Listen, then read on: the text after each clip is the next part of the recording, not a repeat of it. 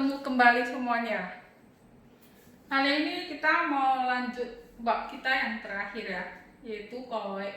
Dan ini teori semua ini. Kita lihat koloid. Koloid ini termasuk apa? Masih ingat di kelas 10? Itu pembagian dari senyawa itu, pembagian dari materi. Koloid itu kan masuk ke campuran. Campuran itu ada bagi 3, larutan, koloid, suspensi. Contoh larutan apa? Contoh larutan itu misalnya larutan gula, larutan garam. Contoh koloid apa? Koloid ini bisa susu, santan, keju, dan lain-lain. Contoh suspensi apa? Misalnya pasir dalam air. Jadi contoh ini kalian bisa lihat apa beda larutan, koloid, suspensi. Dari kejernihannya macam mana? Larutan garam jernih kan? Susu santan gimana? Agak keruh dia. Jadi pasir dalam air sebelum dia mengendap itu kan keruh dia. Perbedaan yang lain apa? Dari kestabilan. Stabilan, larutan stabil, koloid stabil, suspensi tidak stabil. Kalian bisa juga lihat di bulet kalian ya yang sudah saya kasih itu. Beda larutan, koloid, suspensi. Yang terutama perbedaannya apa? Ukuran partikelnya. Yang paling halus itu larutan, yaitu lebih kecil dari 1 nanometer. Kalau koloid ukuran partikelnya antara 1 sampai 100 nanometer. Kalau suspensi lebih besar dari 100 nanometer. Jadi yang paling halus larutan, koloid di tengah, paling kasar suspensi. Apa lagi perbedaannya? Yaitu dari penyaringan. Garam bisa nggak disaring? Larutan garam, larutan gula, nggak bisa kan? Koloid santan bisa disaring. Itu nggak bisa ya, tapi kalau dengan penyaring ultra bisa ya. Suspensi dapat disaring. Jadi itu perbedaan-perbedaan larutan, koloid, suspensi. Sekarang kita mau lihat untuk khusus koloid ya. Seperti larutan. Larutan itu ada 2 komponen, zat terlarut dan pelarut. Di koloid juga sama, tapi namanya bukan zat terlarut atau pelarut ya. Tapi di sini fase terdispersi, fase pendispersi. Kita lihat berdasarkan fase terdispersi dan pendispersi, koloid ada dibagi 8. Yaitu ada padat dalam padat, padat dalam cair, padat dalam gas. Cair dalam padat, cair dalam cair, cair dalam gas. Kemudian gas dalam padat, gas dalam cair. Ini kenapa tidak ada gas? Ini ada padat cair gas, padat cair gas. Ini kenapa tidak ada? Karena gas dalam gas itu bukan koloid, tetapi larutan. Ya, jadi supaya kalian lebih mudah hafal ya, saya susun seperti ini. Kalian ingat aja yang tengah ini, yang cair ini. Maka ini disebut sol. Ini emulsi. Kemudian ini buih. Ingat ini 3 aja, yang lain sudah mudah. Maka ini tinggal ganti, ini sol padat, ini emulsi padat,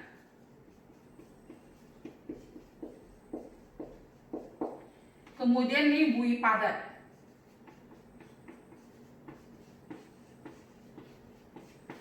Tinggal 2 lagi apa? Padat dalam gas, cair dalam gas. Ini dua-dua disebut aerosol. Ini juga aerosol. Karena ini padat dalam gas, maka ini disebut aerosol padat.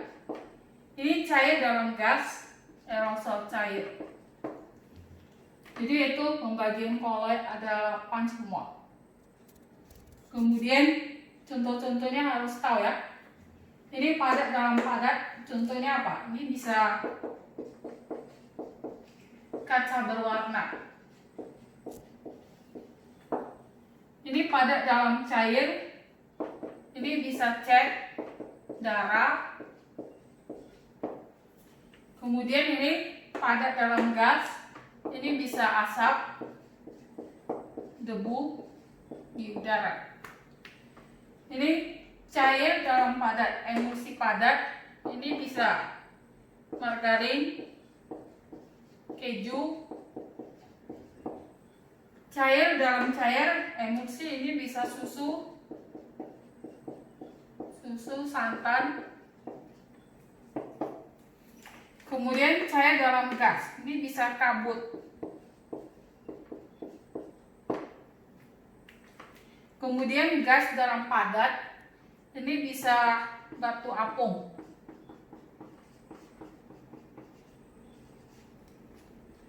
Ini gas dalam cair, buih sabun ya.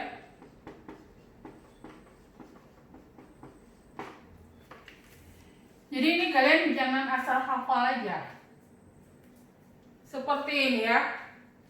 Asap, debu. Ini pernah lihat asap kan? Yang warna hitam itu. Warna hitam itu apa? Yaitu karbon. Karbon di udara. Berarti padat dalam gas. Atau ini kabut. Kabut ini apa? Kabut itu berarti air di udara. Air di udara. Jadi cair dalam gas. Kemudian misalnya batu apung. Pernah lihat batu apung? Kalau nggak pernah, seperti itu batu yang warna putih, tahu kan? Untuk gosok pisau itu. Nah itu kan batunya itu ada lubang-lubangnya ini. Lubang-lubang ini apa? Berarti udara. Udara di luarnya baru padat ya. Jadi gas dalam padat. Ini ya, gas dalam padat ya. Kemudian buih sabun juga. Buih sabun, tahu kan bola-bola buih sabun itu. Di dalamnya apa? Di dalamnya udara. Baru air sabunnya itu. Jadi gas dalam cair. Jadi jangan asal menghafal aja, harus tahu itu. Seperti darah ini apa? Ini kan keping-keping darah. Jadi padat dalam cairan tubuh, Jadi padat dalam cair. Jadi harus tahu baru nanti kalau ada soal-soal di luar contoh ini kita bisa jawab. Misalnya saya tanya, mutiara termasuk apa? Mutiara masuk kemana? Mutiara itu pernah lihat mutiara? Di dalamnya itu apa? Dalamnya ini ada cairannya. Dia cair dalam padat. Cair dalam padat. Emulsi padat ya. Ya. Kalau ditanya roti masuk apa? Roti kan ada lubang-lubangnya itu. Berarti gas. Gas dalam padat. Buih padat ya. Jadi jangan asal menghafal aja ya. Harus tahu itu. Selanjutnya kita mau lihat. Selain 8 macam koloid itu, ada lagi koloid yang disebut gel. Gel ini apa? Contoh gel apa? Gel itu agar-agar. Pernah masak agar-agar kan? Jadi kita taruh agar-agar, tepung agar-agar dalam air, itu disebut salt sebelum dipanaskan. Padat dalam cair, salt dia. Setelah kita panaskan jadi agar-agar. Jadi apa dia? Karena tepung agar-agarnya itu dia mengabsorpsi airnya, maka dia menjadi gel. Jadi jet itu adalah sol, tetapi terdispersinya itu sudah mengabsorpsi pendispersinya. Jadi itu termasuk sol dia. Selanjutnya nanti emulsi. Emulsi itu ada emulsi minyak dalam air, air dalam minyak. Kalau minyak dalam air berarti dia bisa tercuci dengan air. Kalau air dalam minyak berarti dia bisa tercuci dengan minyak. Ya, itu pembagian kolloid ya. Sekarang kita mau lihat sifat-sifat kolloid.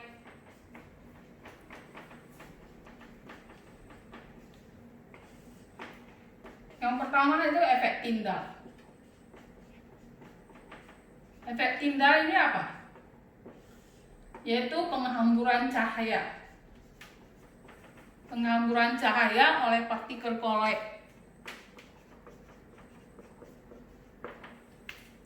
Penghamburan cahaya macam mana?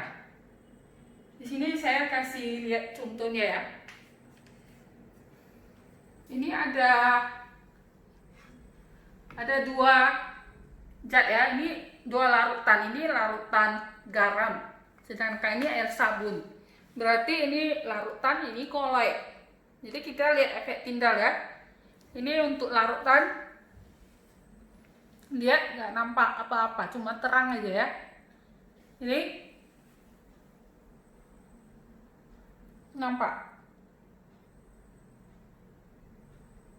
jalannya sinyal, ada kan? Kalau ini nggak ada. Itu namanya efek Tyndall ini. Jalannya sinyal nampak itu. Dah.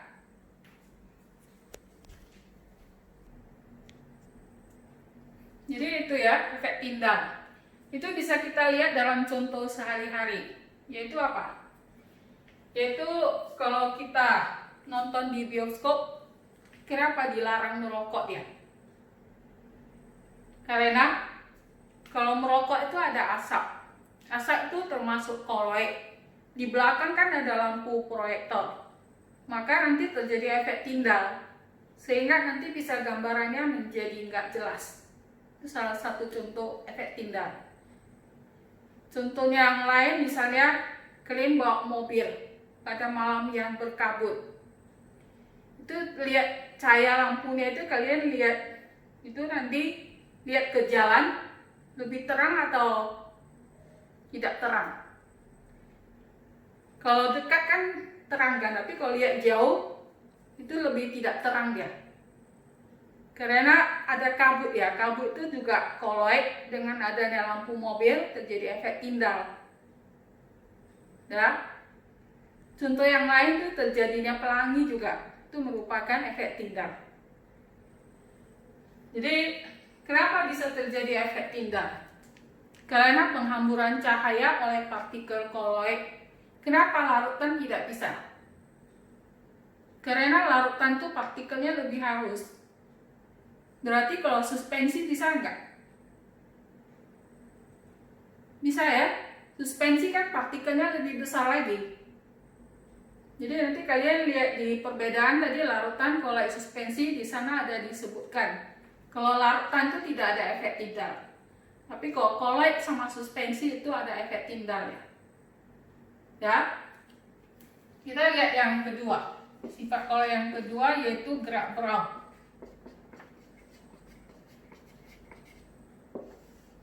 Gerak Brown atau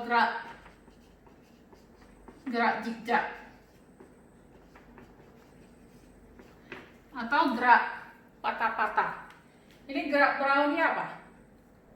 Yaitu pergerakan yang tidak setimbang ya, tumbukan yang tidak setimbang dari medium terhadap partikel kolloid. Jadi misalnya kalian duduk diam-diam, tiba-tiba ditumbuk dari depan. Kalian mau lawan, ada yang tumbuk dari belakang, dari kanan, dari kiri. Jadi kita mau lawannya, lawan kanan, kiri. Jadi kan gerakannya itu pendek-pendek ya. Maka gerak Brown itu seperti itu. Ya lawan dari depan, nanti lawan dari kanan, kiri. Jadi gerakannya pendek-pendek itu. Itu gerak Brown ya. Tapi dengan adanya gerakan ini, dia bisa menstabilkan kolloid. Dan ini harus lihat dengan mikroskop elektron ya, nggak bisa dengan mikroskop biasa. Itu sifat koloid yang kedua. Yang ketiga yaitu absorpsi. Absorpsi apa? Penyerapan. Penyerapan pada permukaan.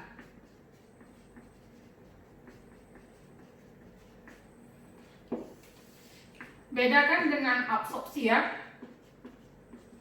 Absorpsi ini pada penyerapan pada seluruh bagian. Jadi di koloid ini dia absorpsi. Jadi koloid itu mempunyai sifat absorpsi dia. Sifat absorpsi pada permukaannya. Jadi ini juga kita bisa lihat pada contoh sehari-hari ya. Misalnya apa? Misalnya orang sakit diare, mencret dia. Biasanya makan apa? Bisa makan nori ya. Jadi kalau makan nori itu dengan cairan dalam tubuh membentuk koloid, maka koloid itu bisa mengabsorpsi kuman bakteri ya. Itu contoh absorpsi. Contoh yang lain, menghilangkan bau badan. Itu pakai apa?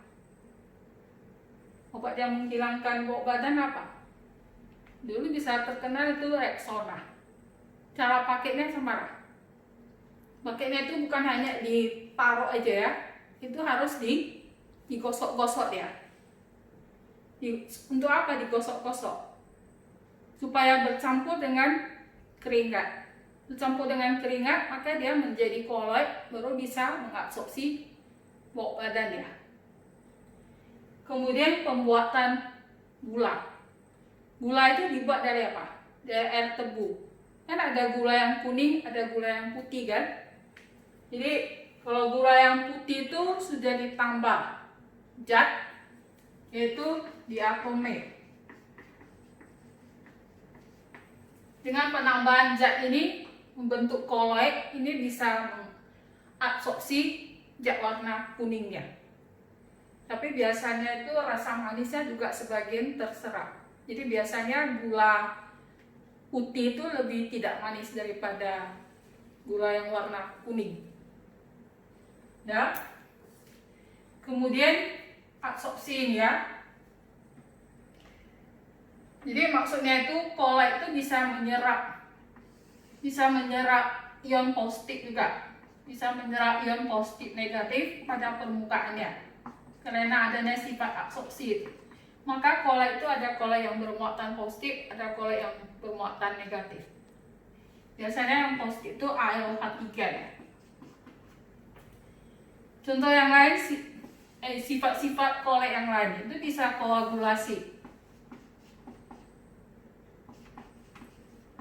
Koagulasi apa? Penggumpalan.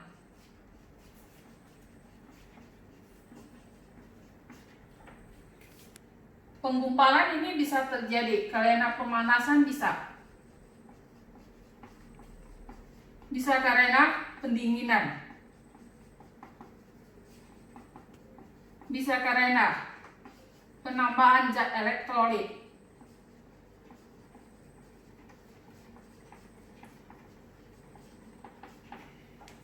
jadi penggumpalan ini pemanasan. Contoh yang paling gampang itu menggoreng telur. Telur itu kan protein itu koloid, dipanaskan jadi apa? Jadi telur mata sapi kan, itu menggumpal namanya.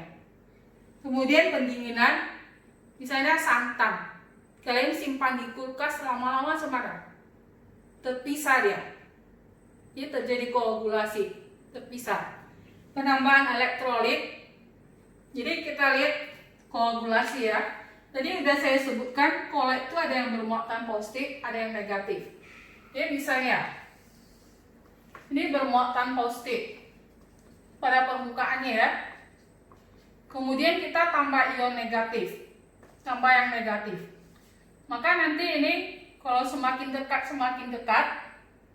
positif dengan negatif sama. Misalnya Na+ tambah Cl- menjadi apa? Menjadi NaCl. hilang muatannya. Maka ini juga kalau kita tambah ion negatif, maka nanti ion positifnya ini lepas. Itu berarti terjadi koagulasi. Jadi sebetulnya koagulasi itu juga bisa disebut sebagai perucutan muatan. Jadi ini positifnya lepas ya, berarti dia menggumpal.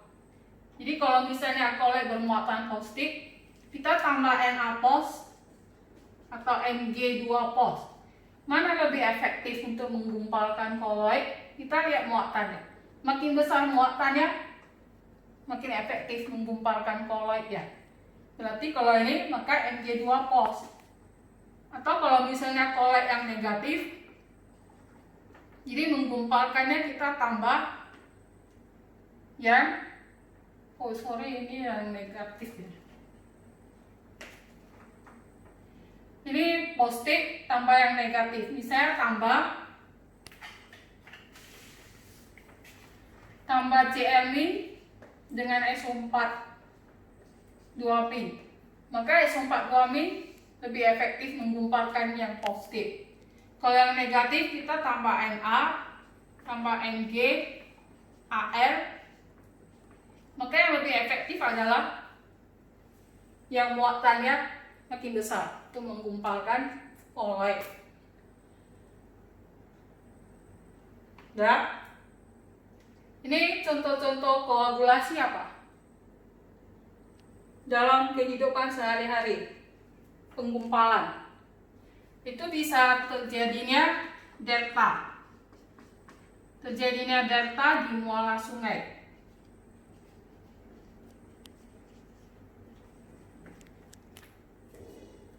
Ini macam mana? Di muara sungai itu ada lumpur. Lumpur itu koloi. Dan di sungai itu ada elektrolit. Jadi lumpur-lumpur itu karena adanya elektrolit, maka dia terjadi koagulasi. Lama-lama membentuk pulau kecil. Itu yang disebut delta. Contoh yang lain apa? Contoh yang lain misalnya sumur itu bisa juga ditambah tawas. Tambah tawas nanti terbentuk koloi AlOH3. Koloi ini akan menggumpalkan dan mengabsorpsi pengotorannya supaya jadi jernih dia. Jadi bisa koagulasi itu bisa untuk penjernihan air. Sebetulnya di sini ada terjadi absorpsi sama koagulasi ya. Di samping mengabsorpsi kotoran juga terjadi penggumpalan, tarik ke bawah dia. Itu sifat-sifat koloi ya.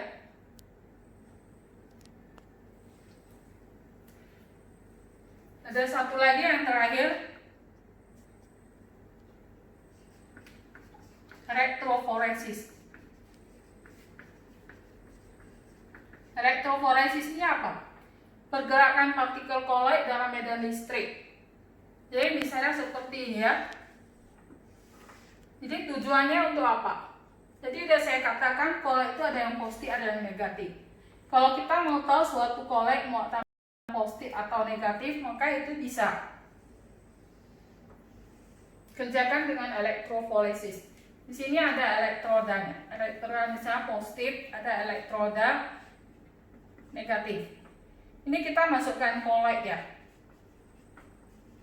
Setelah adanya aliran listrik, maka kalau koloi ini muatan positif misalnya, maka dia akan bergerak ke negatif.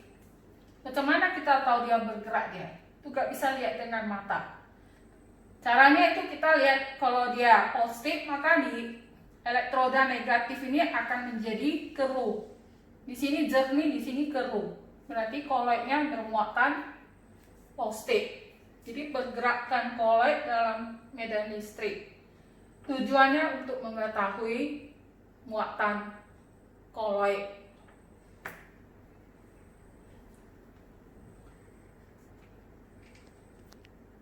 Itu sifat-sifat kolek ya.